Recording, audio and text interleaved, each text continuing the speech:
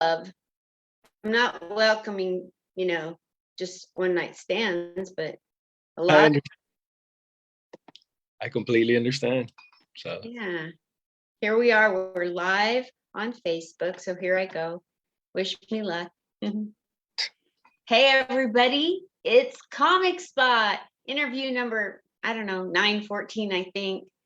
I got to figure it out because I got somebody in Texas Florida that wants to be interview number 1000. And if he's interview 1001, I'm in trouble. Trust me.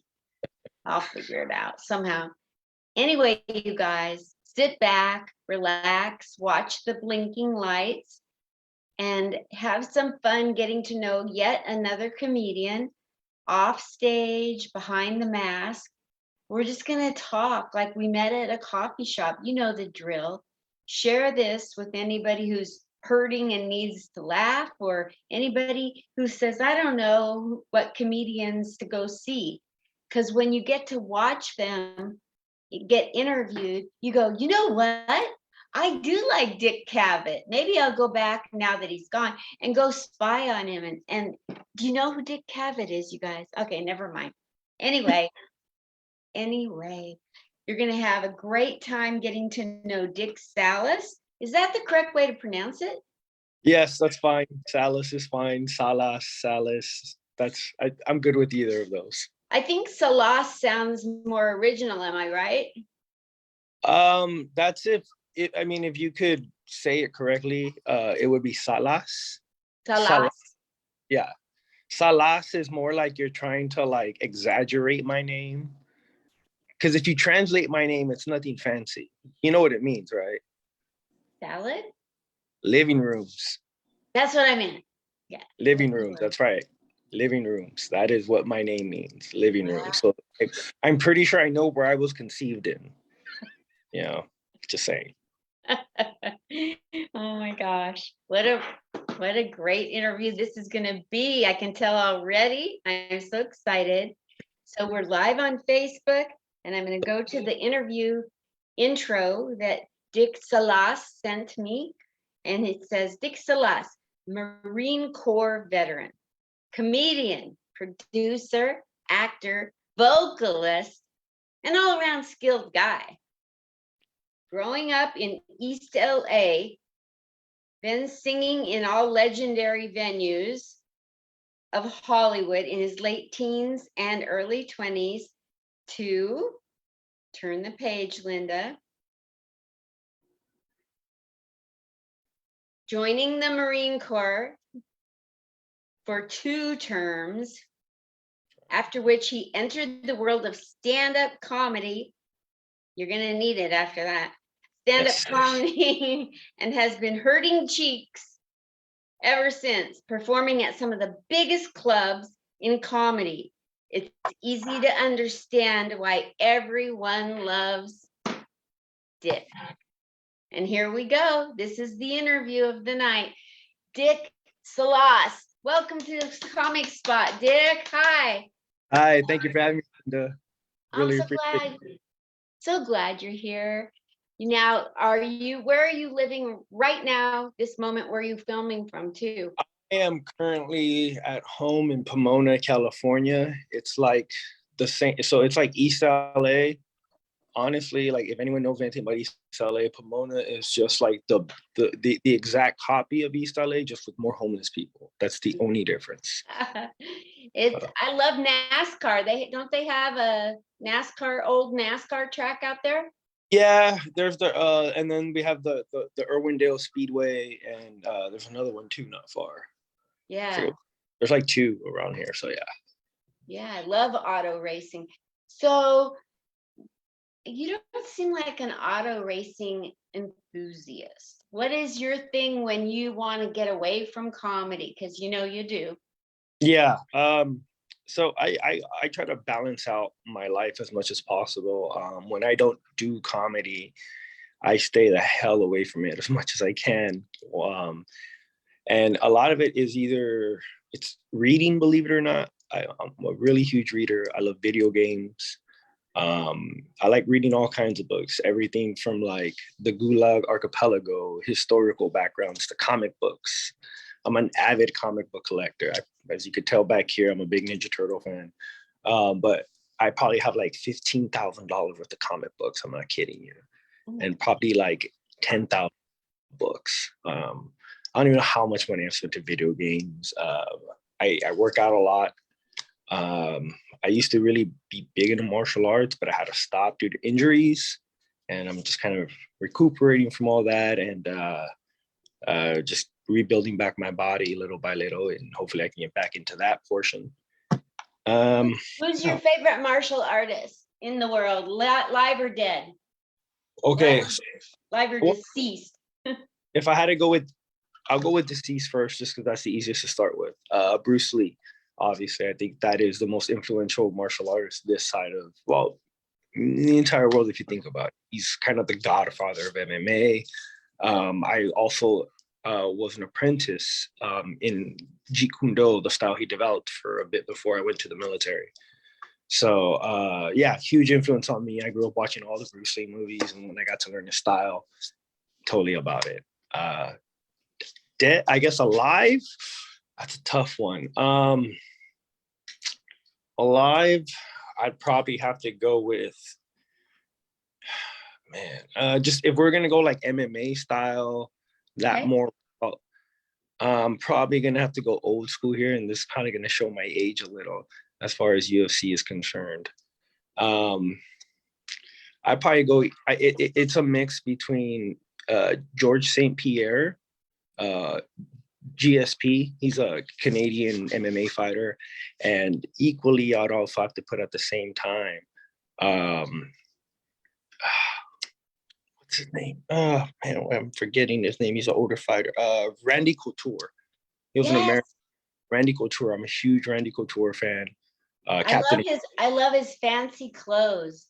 Oh, his cauliflower ears scare the shit out of me every time I see him. So when I see him on TV, it freaked me out. But that dude was one in a million. So yeah, big fan of his. So those were probably the two guys that I really enjoyed watching as far as, you know, fighting is concerned.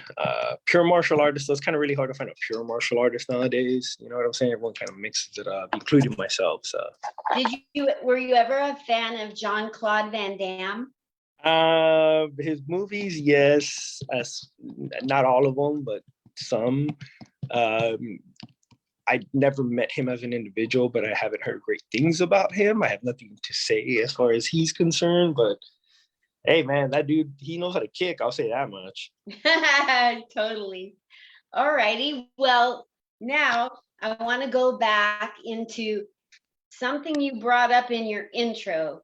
You moved from East LA. For those of you at home, if you don't know what we're talking about, South Central, East LA, you came from probably nothing to being able to play the best comedy clubs around. So let's hear that trend. Let's hear about that trajectory. Wow. Okay. So East LA, I was born in White Memorial Hospital, which is Boyle Heights, and I literally probably grew up maybe not even a mile from it for the first, I don't know, 8 years of my life or so, 10 years. And then from there, we moved to East LA, which was right behind Roosevelt High School. And we had a house there. We lived in the apartments first. And we lived in apartments for the first 10 years. And then my mom and my stepdad got a house that they rented. And things were cool. You know, things were really cool. I didn't have the best upbringing as far as like, how can I put it? I don't want to paint my childhood as far as like it was the absolute worst, because I had friends that had it a lot worse than I did. For growing up in the hood the way I did, I was lucky. I'm not gonna lie to you. I was very lucky. We didn't have a lot. I won't lie to you guys. We lived in a 2-bedroom house, and we had like 11 people living there at one point. Gee. So, but I was lucky because I was gifted with a hardworking mom, and I have a decent intelligence to where I went to private school for a couple of years. Oh. yeah, through the help of that and just my couple years, well, it didn't last very long. I won't lie to you, because unfortunately, my mom couldn't keep paying, and obviously private school is not cheap. And obviously, I was not a good kid. I won't lie to you guys. I was a terrible child, terrible, terrible, terrible. And there started being people started losing their jobs. I had to go to public school, and that was kind of everything sort of changed for me. Um, I learned what life was, What's and that? What did you say? let me fix that. There we go. Is that better? That's Okay. now we're the same size. There we go. Okay, so like I said, so I ended up going to public school, and I learned what life really was there. Like life slapped me in the face really hard because it wasn't that I was sheltered. Like I grew up. The first time I saw someone get killed in front of me, I was 5. That was interesting. I have a bit where I talk about growing up. I thought that you would have to cook your diabetes medicine on a spoon, and it turns out I was wrong. That is not how you cook insulin at all. So those things like that I saw growing up, and I got in tons of fights. I mean, you name it. If you ask my mom would tell you I don't think there's ever been a year of my life that I didn't fight growing up. Not a month. From there, it just escalated. It escalated to where I did the typical East LA thing. I did a little bit of the gang scene for a while, and I had family that was deeply involved in it. I got out due to a miracle. Won't lie to you guys. From there, I discovered music not long after. I discovered faith in music, and that kind of took me out of that for a bit. From music, I ended up going really deep in it to the point where in my intro I talked about it, where I performed in every major music venue in Hollywood. I was a lead singer for one of the last house bands in the Whiskey A Go Go in Hollywood, which is the only venue inducted in the Rock and Roll Hall of Fame. We were there. I was the singer for that band for 3 years. And then about 2007-ish, that's when we broke up, 2008, so around there. And then the recession happened in 2008. And I had a good job, and then everything went to shit. And for the longest time, I didn't know what to do. I had no idea what I was going to do. I had opportunities in music that I could have done something with, but I knew that if I would have done it, I wouldn't have been happy. There were some pretty decent sized contracts that were being offered to me, stuff that would have made my life so much easier had I went through with it. But I got this Bible verse tattooed on me for a reason. It says Mark 8:36. I don't know if you can see it, but it says, what does it profit if a man gains the whole world and yet loses his soul? Loses his soul. So I decided that signing those contracts was going to be my soul. And I said no. But don't think I was smart, folks, because about late 2009, that was when I decided to join the Marine Corps out of nowhere. And what happened? Did you just see a sign and go in and check it out and came out? Well, let's see. So I thought about it for years. I really did. I thought about the military for years. I had cousins. I had a cousin that was in it. I had a couple friends that were in it. They were both Marines. And my cousin was telling me all the time, like, dude, I know you'd make a good Marine. And I would laugh at him. I'd be like, you're fucking crazy, man. I don't like you fucking jarhead. I don't know what's wrong with you, dog, but you need to stop drinking so much, And then next thing I know, I'm getting high one day. I'm in my living room with my girlfriend at the time. And there was this commercial. Some of you guys may remember it. Some of you guys probably won't. But it was a commercial where this guy's climbing up a mountain. And he gets to the top of the mountain. He pulls out a sword. And he fights a dragon. And he slays the dragon. And then he brings the sword to his face. And he turns into a Marine. Right? And I was high when I saw this. And I remember looking at my girlfriend and said, that's what I want to do. And she's like, what? She's like, you want to slay dragons? I'm like, no. I don't want to slay dragons. Dragons aren't real. I want to put on that uniform. I want to be a Marine, but I want that fucking sword too. You know? And then she was like, okay. She thought I was joking. She was like, he's just high. No, literally, I meant it right then and there. I made her drive me to the fucking recruiter station because I was high. You know, I was stupid. Went in. Not even like that same day, I told him what was up. We talked. I passed all the tests. And then he told me, when's the last time, you did drugs? And I was like, dude, I'm high right now, bro. Like, I got high in the parking lot before I walked in this motherfucker. And he was like, yeah, that's okay, cool, but you can't do that, bro. And then, so I had to quit. And next thing I know, a couple months later, I started my career in the Marine Corps for 8 years. Where all did you get stationed? So nowhere fun, nowhere cool. I wish I could say that. I was at, so first you start off, if you're on the West Coast and you're a male not anymore, but if you're on the West Coast, you go to MCRD San Diego.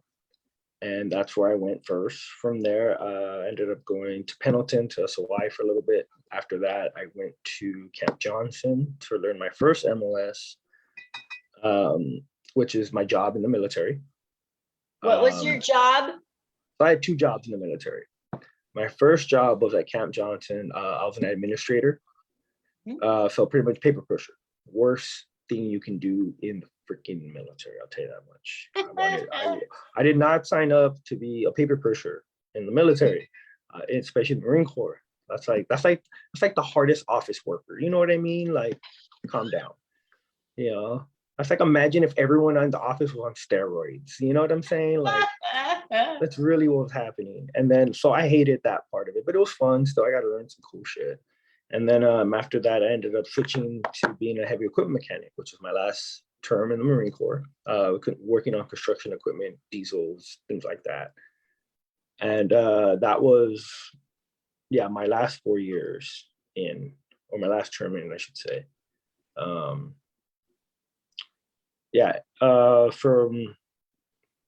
From 29 Palms, I went to Fort Lindenwood. That's a fort. That's a fort. Army base, yes. But that's where I went to learn. That's where I went to learn becoming a heavy equipment mechanic. And then from there, I went to Camp Pendleton, which was my last duty station. So yeah, been all over the place. What's the funniest story you have from the military? Oh God, funniest or most traumatic? Because some are different. Either way, you can do either. There's a bit I don't want to go into it, but okay. So the funniest one, I'd have to say one of the funniest ones, because if you just look, there's another bit. If you guys want to hear it later, I'm probably gonna do it. Maybe I'll do it at the LA Comedy Show. I'm not sure yet. I'll think about it. But I talk about one of the most traumatic things I ever saw, and I make it funny, was a guy eating his own shit in boot camp. I'm telling you, folks, that is the craziest shit I've ever saw. I'm not gonna talk about it now, but I'll leave that in your minds. All right. But no, I gotta say, probably one of the funniest things I saw was there was this one dude. I'm gonna change his name for the sake of the story, because if he ever sees this, I don't want him to sue me. And don't worry, asshole. My friends know your real name. So Linda, I'll tell you that after if you want. But there was this guy. He was the nastiest guy I've ever met in my life. I mean, disgusting. Like, it was gross, the stuff that this dude would do. Like, he was one of my Marines. He was my special one. And this guy ate mayonnaise on everything. Ugh. And when I mean everything, Linda, I mean, like, imagine seeing mayonnaise on pizza. Ugh. Seeing mayonnaise on spaghetti. Eggs. Yes. It was like, imagine if like somebody's nightmare was seeing jizz everywhere and that's all you saw. Like, that was what was happening. Like, and I think the grossest part of it was, there was one time we were in the chow hall, we're all eating together. And I still remember this vividly. This is how much it stuck out to me. This was the first time that we all sat with this guy, right? He's brand new to the fleet. You know, we're teaching him what's up. And he sits down and puts his tray in front of us. And we look, and I notice he has all these packets of mayonnaise on the tray. And I'm like, what the fuck is this guy doing? Because he's eating pizza, right? And he opens up all the packets and he pours them on the fucking little spot on the tray. And he gets his pizza and he dips that shit like it's a fucking chip in the mayonnaise. And then you see him. And I remember watching, and it was like time slowed down. You guys know those moments in movies where like everything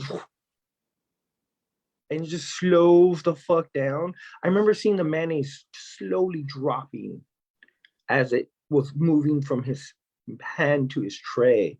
And I remember everybody just like taking a deep breath because we were thinking, no, there's no way this guy's gonna fucking do it. Oh no. Oh no. He did. Every bite he dipped it in the fucking mayo.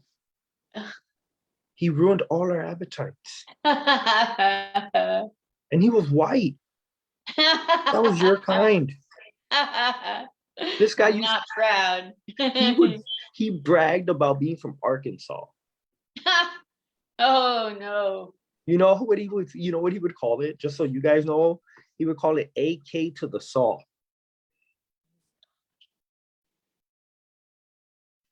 He's hopeless. This is my mayonnaise eating motherfucker, you know. So yeah, it was oh man, this guy was something else. I'm telling you, it was gross. Some of those things I just remember was just nasty stuff. I remember one time a drill instructor was you know how they have to be loud going down the highway and stuff, and they're marching us down the highway, and there was a seagull that was sitting there, and it had a nest, right? It was a mother seagull. And the drill instructor yelled at it, expecting the seagull to leave. Well, the seagull started yelling back. And then the drill instructor yelled, and then you see the drill instructor yelling at the seagull, and then the seagull's yelling back. And I mean, dude, it was hilarious. For like a minute, they're going back at it. And then all of a sudden, like 2 more drill instructors come in. There's 3 drill instructors yelling at this fucking seagull to leave, right? The seagull's protecting her little nesting. The dad seagull, I guess, comes in out of nowhere, and he's just like pigeoning his chest out to the fucking drill instructors, like the drill instructors are like confused, are like, you know, they can kill these things, but they can't. They're not allowed to, you know. So finally they're just like, all right, like fuck it, you know, like leave it alone. Like they can't do anything. They're so frustrated. But that was one of the most hilarious things I ended up seeing. You know, like little moments like that you would capture. Oh my gosh, hilarious. Yeah.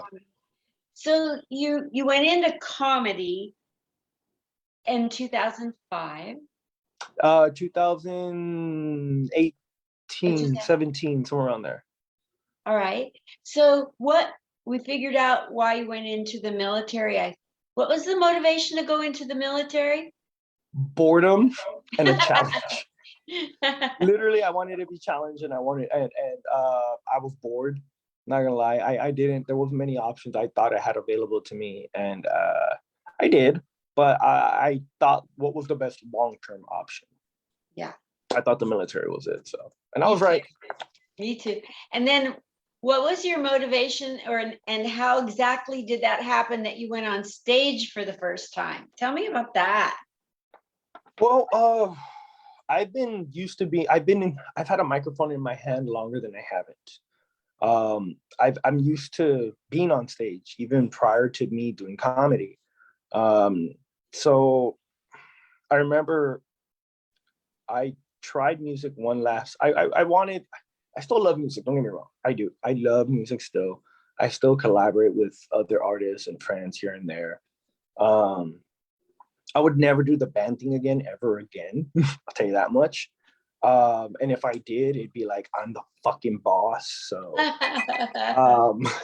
but other than that, I remember though, I went to the Irvine Spectrum. No, the Irvine Improv. That's where it was, the Irvine Improv. And there was a couple comedians that were on a show that night. They're local comics. I'll say their names. It was Jen Murphy, Julio Gonzalez, and Joshua Higuera. They're three local comics in the scene. They're all friends of mine now. I've done shows with all of them. Hilarious. Josh is an Army vet. Julio is a Subway vet. Just kidding. No, he lost a lot of weight. Plus, this thing is Subway. So, anyways, fuck him. And Jen Murphy's just, I don't know. Jen Murphy's a comedy vet. She's hilarious. Isn't she from Portland, Oregon? I believe so. I don't claim to know where Jen's from, but I think so. maybe. Because I come She's from hilarious. there. But I saw them. I saw them there at the Irvine Empire. I remember watching them, and the reason why this stood out to me is because Josh came out in a boot. Like I guess he just had leg surgery or something, or knee surgery. You have this boot that he was in, that his foot was in, right? And I remember, and he talked about being in the Army, and I remember watching this guy. And I remember thinking to myself, like, I could do this. I could fucking do this. Like, hold on, he's Army. If this fucking Army fucking do it, I can fucking do it. Fucking soldier thinks he's better than me. Fuck this guy, you know? And then I remember thinking that. And then I remember Julio came out, and Julio just, then Josh killed it, of course. He killed it that night. And then Julio comes out, and he looks like one of my tios, he looks like one of my uncles. If you guys know Julio Gonzalez, look him up. He literally, look, he looks like me without the glasses. You know what I mean? And he fucking destroyed it too. And then Jen Murphy came out and she killed it as well. And I remember just watching all three, and I started studying them all of a sudden. I went from being a fan to seeing their interactions and seeing how they did it. And I started to notice certain things and picking up on the nuances.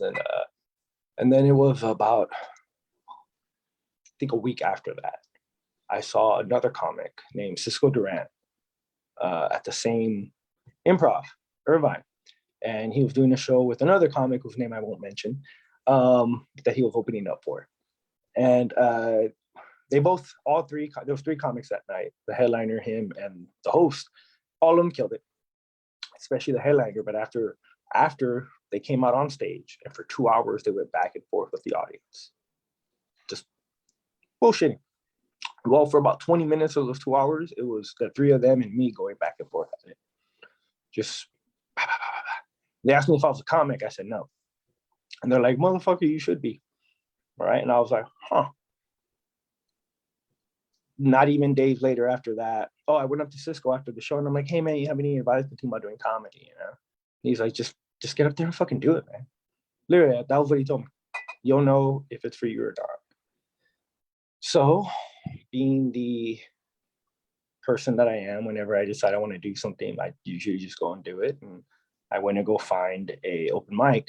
And at the time I lived in Orange County, but I had no idea where to look. None. Like nobody told me. Nobody told me anything. Nobody, I ended up having to drive all the way to LA. And I did the Tao. That was my first mic ever at the Tao Comedy. And I still remember Bobby Oliver. Yeah, and I actually remember one of the rules, because this was one of the first time I ever saw a comedy venue with rules. And I remember thinking to myself, like, there was a couple of the rules they had there, and I'm like, dude, I'm writing jokes about all these rules, and the next time I come through there, I'm gonna tell jokes about all of them. So Tao, if you guys ever book me, I'm just telling you right now, all your rules you have, I'm gonna break them all. I will say rape jokes, I will say gay jokes, I will say all the jokes you don't want me to say. I have them all. I've been working just for you. But no, that night I ended up going on stage, and I loved it. It was nothing but comics, and I got it. For your first time, it wasn't the worst. It wasn't the best, but I got the bug. And then I ended up going two more times later that night. I ended up hitting fourth wall, and then I ended up hitting flappers, and then I just got fucking addicted. That fan and Flatbush, who does that one? No, I did fourth wall out in Hollywood, and then I did flappers. Flappers. Yeah, okay. I did their open mic. Nice. Yeah, I did all three. Good start. But yeah, it was a fun night. Tell you, I didn't get home till like 3 a.m, but it was worth it. So Best and worst of being on stage. Best is those moments where you're just in the flow. The moments where I equate it to being a musician. When because like I said, I'm the lead singer, so I remember standing in front of crowds and they're just all in the moment with you, captured. And as a comic, when you're in there's those certain shows you have that meet that. You get the same high, the same, everybody's there with you, the laugh or just bam, bam, everything's hitting. I mean, you're like Kobe, like in the playoffs, you know what you're doing. So I think those are the best times. And then I would also have to say, not just that, but I also enjoy meeting other comics. I enjoy talking with other comics, learning from comics, both older, younger, comics that have been in the game longer than me, less time than me. I love meeting people from different walks of life, veterans. Shit, some of my best friends are fucking racist, I'll tell you that much. Like, you know what I mean? Like, I had friends on left and right, everything. I don't give a shit. Me neither. I love meeting. That's, I think, the thing I love about comedy is it opens doors to meet some interesting people. The bad, however, is it's also pretty awesome because it opens doors to meeting some interesting people. You meet some assholes, you meet some dicks, you meet some pussies, you meet people that try to Will Smith you. That's happened a couple times to me already. No one ever actually connected, but I've had people legitly come at me on stage and try to put hands on me, and I have to remind them, like, hey, I'm a comedian, yes, but understand, I'm a Marine first, dog, and I'm from East LA. I'm an East LA vet, and I'm a USMC vet. This ain't gonna go well for you, dog. Just saying. So let's just have fun and laugh. That's always my thing. If words aren't enough, then why don't we just drink some beer and smoke some weed and shut the fuck up? Like. So that, I think, is like the bad of it is also, and when you meet the divas in comedy, the douchebags in comedy, the guys with the egos and the she-goes, and my name's Dick. I fuck assholes, pussies, cunts, and mouths, and egos and she-goes. You know what I'm saying? So if you try to pull that shit around me, it's like, I don't care if your dick's big or your jokes are funny, or that's cool. What matters? How do you treat people? This is what I've been saying for 913 interviews. I don't care. I don't care if you just played Madison Square Garden. If you're not nice to people, I'll tell you exactly what my chief warrant officer used to tell me. He would tell all his Marines back in the day, be like, hey, you could take 2 of your friends and go fuck yourself. Like, what? For the longest time, he confused us with that. 2 of your friends. And one day I asked him, like, sir, what do you mean by take 2 of your friends, go fuck yourself? Like, well, I'm glad you asked, Salas. He was like, reason why you should take 2 of your friends, go fuck yourself, because you're so stupid that you need the first friend to help fuck yourself. And then you need the second one to supervise to make sure it's done right. So for those people that are nice to others, for those people who act as if they're better than others, take 2 of your friends and go fuck yourself, because I guarantee you're not. So totally. That's a truth bomb. Oh my goodness. So what is it that you would like to accomplish on stage and off stage before you pass on to the afterlife? I guess on stage, everybody always wants to reinvent the wheel. Everybody always wants to be the person that's in everybody's face, to be the GOAT, I guess, or whatever. That's not my goal. My goal is just to be the best version of whatever me is on stage. Give you the best possible jokes I can give you, while at the same time still being true to me, in my perspectives and the way how I bring it.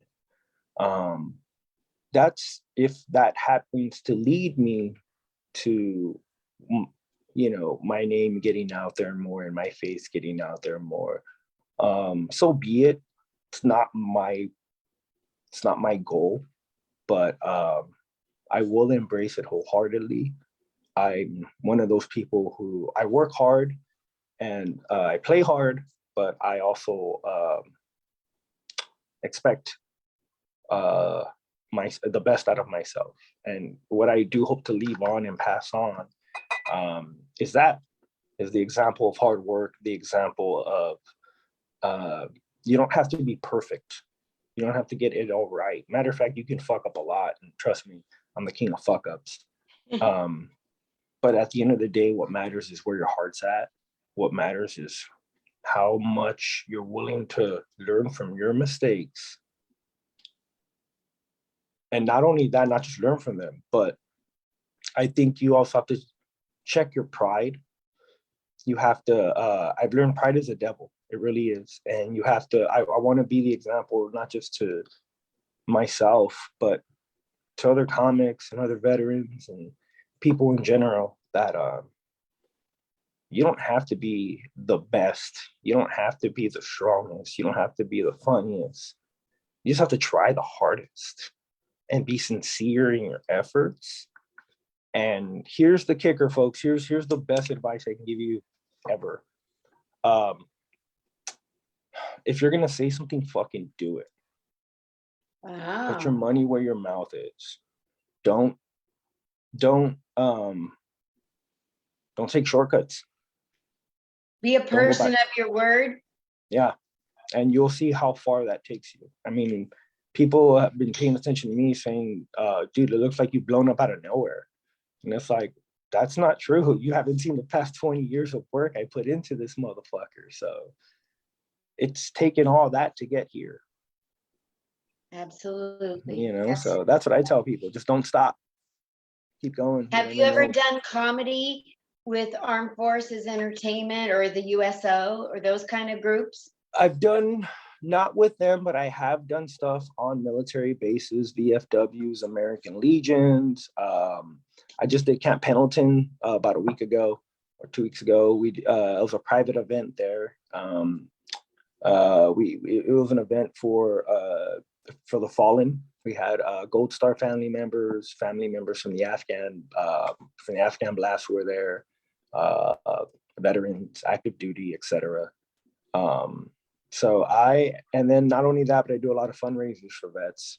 I raise a lot of awareness for them, and whatever causes I'm able to. I'm always open to whatever it is I can do for my fellow military brethren and sisterin.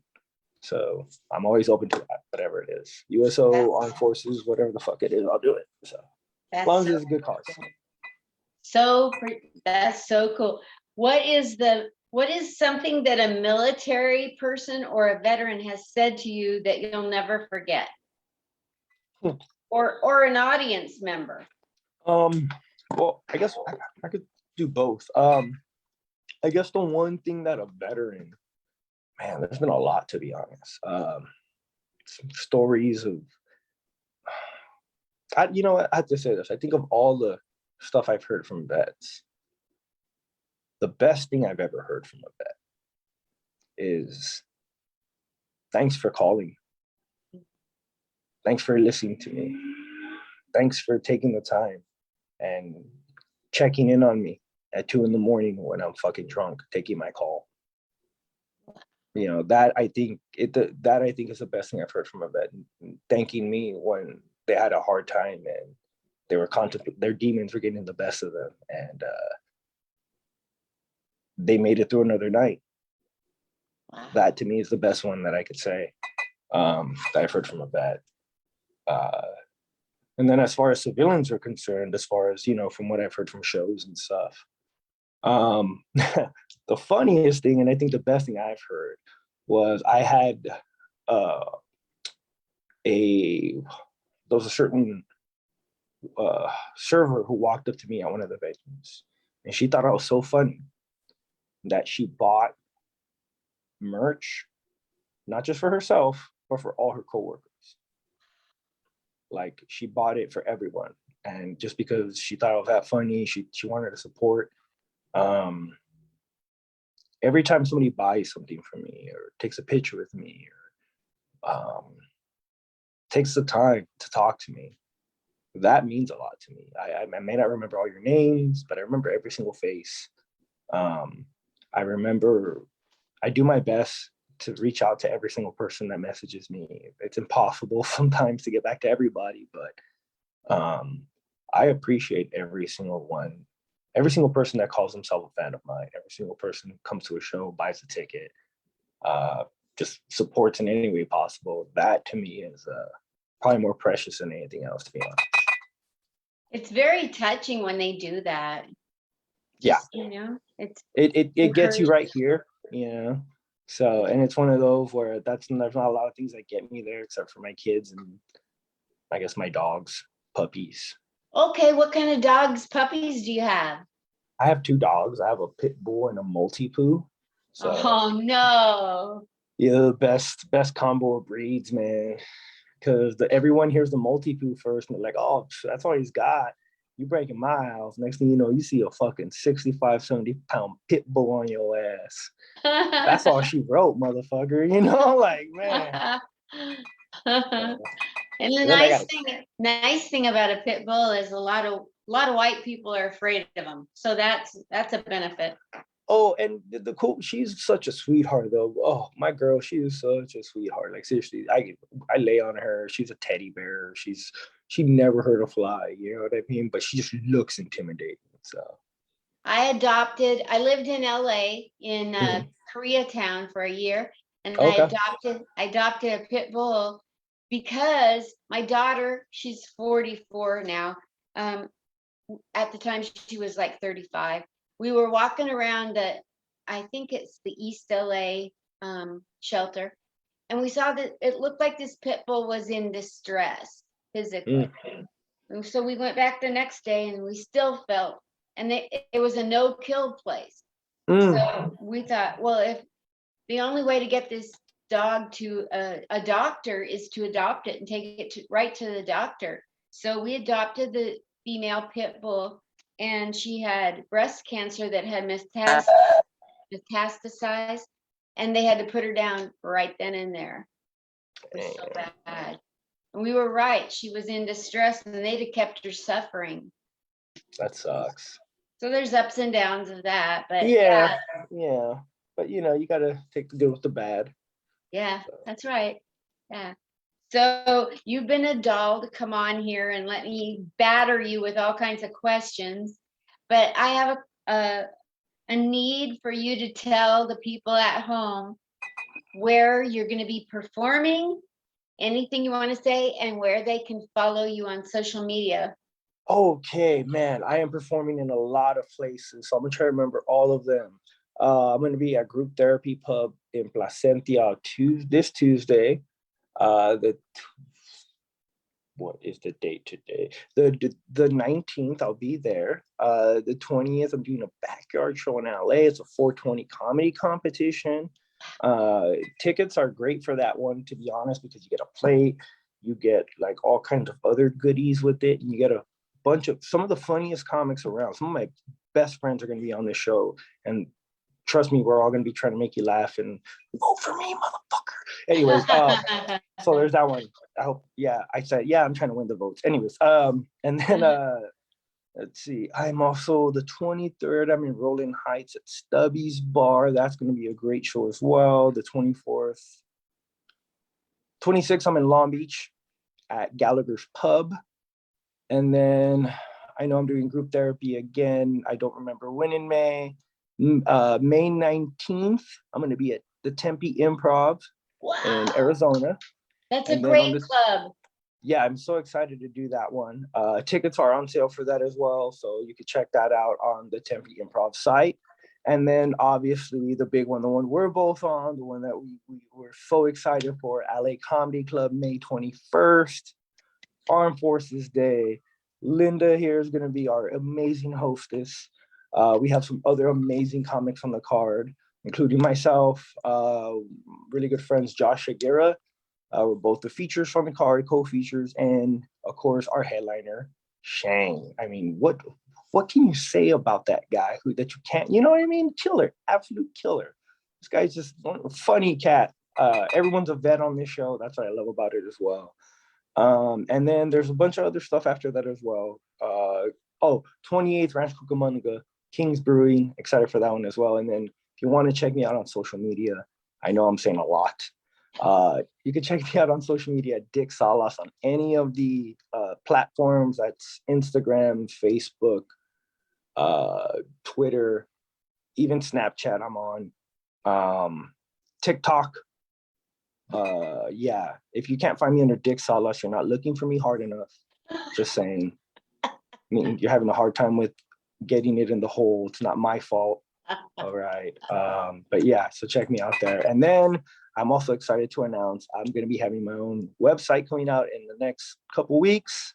So get ready for that to be dropping as well. So everything will be happening on that website that will stream to everything else. So just bear with me, folks. It's all happening. Super, you're fantastic. And I can't wait until May 21st when you and Shang and other people you were mentioning. Can you say the other two men's names? Josh Aguirre, Shang, myself, Shannon. Shannon, I'm forgetting your last name, bro. Forbes. It's Shannon, huh? Forbes. Shannon Shang what? Forbes. No, I'm talking about the openers. Shannon Sharita? McGruber. Yeah, Sharita, but then there's Shannon M. I can't remember Shannon's last name for the life of me. I know your last name starts with an M, bro. Forgive me. We'll look it up here. Shannon McGruder. Yeah, something like that. Something like Shannon that. Mugraj. Mugrage. So sorry. Shannon Mugraj. It's Shannon Mugraj, Sharita, myself, Dick Salas, Josh Aguirre, and Shang Forbes. Man, and then of course we can't forget you, Linda. I know, right? At all. Nobody can forget. No, I want to make sure. Our amazing hostess, and then of course LA Comedy Club for letting us do it. Man, I'm so excited. Man, what else can I? Yeah, just that's it. That's everything I got there. The heart of Leah Mendez to do this show. Oh my God. The extreme heart of the LA Comedy Club. I've done comedy for 8 years and never found a club that gave a rip to do a military show for a military holiday. So, well, I got to say this, Leah, thank you from the bottom of my heart, from this Marine's heart. I know from the rest of the veterans, thank you guys. And LA Comedy Club, you guys are setting the example to the rest of the clubs out there on how to honor vets. This is how you fucking do it, clubs. Listen up, Vegas. Listen up, fucking Improv, Laugh Act, all those. You want to honor the people that allow you guys to do the shit you do. Maybe put some of us on who are funny. I don't know what you're saying. We might put asses in seats. We might tickle your pickles. Just saying.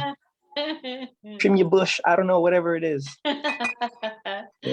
But thank you to LA Comedy Club. Thank you to Leah. Thank you to everyone who's been watching. Thank you for you, Linda, for bringing me on and letting me hang out with you and your followers for a bit. And you guys are great. I'm so excited. Hardly anybody ever watches while I'm doing an interview, but afterwards they'll look at it. That's usually what happens with me. I usually get like 10, 15 people that will watch, maybe 20 that will watch while I'm doing it. And then it's not until I put it up later where everybody and their mom decides to comment and they're like, why aren't you commenting? I'm like, because that was like a week ago, asshole. So so I just want to say that I interviewed Sinbad. Oh, nice. And yeah. And so now that you have graduated from the Comic Spot interview, you're on the same level with Sinbad. That's what I got. Oh, wow. So there you go. I did want to ask you something. You told me to remind you about One Flew Over the Cuckoo's Nest. What is that about? Oh, I'm so glad you asked me a question. Yeah, what is that about? I just remembered right now. Yeah, let me tell you. Okay, so this is not meant to depress you, just a fact. My parents survived the Holocaust over in Europe as Jews. Right. Well, my mother wasn't, but they survived the Holocaust. And when they came over here, I think in the 50s or 60s, early 60s, Switzerland came up with this thing that we're going to give you reparations, right, for that. Huh. And yeah, and so, but you had to go to a hospital in Salem, Oregon, and have them take your clothes off, and they had to inspect your brain, and whatever you were claiming that you were suffering because of World War II, you had to say it in front of a shrink for hours. And so my mother, I don't know about my dad, but my mother went down there to Salem from Portland. And so that's my connection with that. That's the hospital where One Flew Over the Cuckoo's Nest was filmed. Oh, wow. Okay. Yeah, that's all I got to say. That's an interesting one. Man, I'm a big Jack Nicholson fan, so I got to meet him a couple times when I was doing music. What was that like? Jack Nicholson by far is the coolest celebrity of all celebrities. Of all the celebrities I've met quite a few in my life, but Jack Nicholson is by far the absolute king of celebrities. Like my favorite celebrity I've ever met. Jack Nicholson to me is what every celebrity should be. Honestly, he walks in. I remember we were at the Whiskey when I met him. I don't know if he timed this, but he walks in right in between bands are setting up, and you hear him scream out, "Jack is in the building," right? And he's just going around with people, taking pictures with people. I mean, talking to everyone, the security guards, the bartenders. He goes to the kitchen and talks to the cooks, the dishwashers, the manager. He's making his way through the crowd. I mean, all the way up to, he goes up to the stairs. He goes talking to everyone on this side, talking to everyone on this side. He goes to the bar. He goes up to the green room where the bands are. He's bullshitting with all of us and stuff. Comes his way back down, works his rounds back all the way out, right? So he goes back to the entrance. I'm pretty sure this motherfucker timed it because, again, he's leaving right as the bands are setting up again, are breaking down and stuff. And he says, "Jack is leaving the building." If that is not the greatest entrance, I mean, everybody was caught up in Jack fever. It was like he spread Joker toxin all over the place. You know what I mean? And this was before the days of where you would pose with celebrities and try to. Plus, I've never been the type, to be honest. I've hung out with some of the most famous people in music, some of the most famous celebrities on the planet, and I don't take pictures with them all the time. That's not good. all the time. There are times where that's okay, but there are certain times where you just need to read the room. Read it. You don't always have to fan out. Like the one claim I do have, though, is I remember being in Hollywood and smoking with Be Real from Cypress Hill.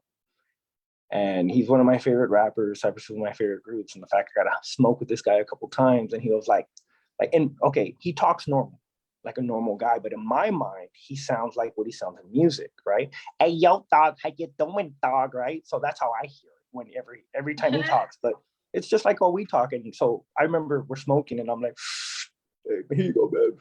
He's like, "Hey, yo, dog, I just gotta stay thick. You got some iron lungs, homie. You smoke that good shit," right? That's how I heard it. There was a beat next to it, behind it too, as he was playing. But so I take that as like meeting some of my celebrities, friends, who not friends, but some celebrities that I grew up watching and idolizing, and some of them turned out to be some of the coolest people. Like they lived up to it. And then at the same time, I met some of the biggest douchebags, people I couldn't stand, and destroyed me being fans of them. And but it's just take the good with the bad. Absolutely. Right? So. Absolutely. You have been such a delight, and I love everything you said. This has been so great. I love your humility, and I love your zest for life, and I really loved your introduction. So I couldn't be more honored to interview you. Having interviewed you has been a joy. Thank you so much. Thank you, Linda. Thank you for your service as well. Salas. Thank you. Thank you. Of course. Yeah, I'm the reason you're speaking English. I'm sure I am. I love it. Maybe I opened up the doors for some of the women, military that came after me. That's about it. No, you women had it. You guys still have it tough in the military. I give you that. It's not easy. military is not easy for anybody, but especially for the times you joined, man, that was rough. I was Some one rough sailing. woman. I got jokes that I'll say on the 21st, but I was one woman with 2,000 men for 6 months. That was either heaven or hell. I'm not sure which way. Not sure which way Yeah, that well, goes. the real truth of it isn't funny on stage, so I make it funny. Right. Now I understand, but still, I'm glad you were able to overcome, and it was amazing meeting you and doing the Yes. 21st. Yes. Well, we have to make it funny and we have to heal. So Oh yeah. Oh yeah. Trust me. Getting hit by a car in the military was funny. all of a sudden You okay? it started sounding wonky. It garbled. Say that again.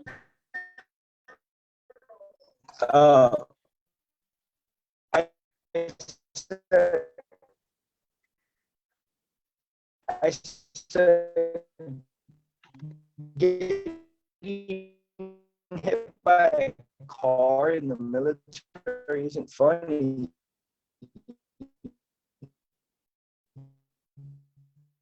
The video went away and the But I audio. make it sound funny on stage, so I understand. Got it. You froze up. No, you did. You still there? I'm here. This is probably a good place for us to go ahead and stop the video. It looks There like you it's are. Okay, I don't know what happened. Telling us to get off.